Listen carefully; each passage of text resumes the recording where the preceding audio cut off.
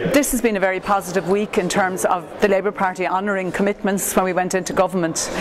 particularly in relation to two very significant events this week, one being the breakthrough in Brussels in relation to the detaching the sovereign debt from the banking debt,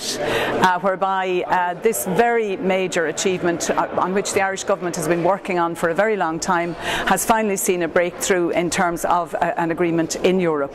And we are now in a position where sovereign debt and banking debt have been detached from each other, and that's a very important move in terms of what Ireland wants to achieve in terms of ensuring that the taxpayer is not constantly burdened over a long period of time with regard to banking debt. So that will make a real difference in terms of the future of our country.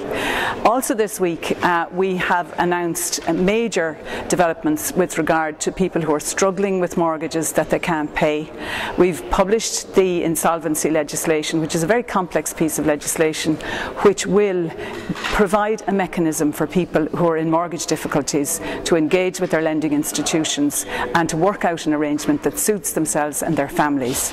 As part of that, I, as Minister for Housing, announced the Mortgage to Rent scheme, which is a scheme that's available for people whereby they simply have come to the end of the line in terms of being able to pay their mortgage, and they are willing to go into an arrangement whereby they rent their own home instead of continuing to struggle with the mortgage. But the great thing about it is that they can stay in their own home, they can keep their children in the local school, keep their families in the local community, and that's a real solution for the people who fit into that category. But overall, the response this week in terms of people who are struggling with mortgages has been about the government delivering, about the Labour Party delivering in government to people who are in genuine difficulty and who need to have a mechanism to get out of that difficulty. And that's very much linked to what we've done in Brussels as well, as a state whereby we have now finally got a breakthrough in terms of detaching the state's debt, which essentially is the taxpayer's debt, from the banking debt. And that has been a fundamental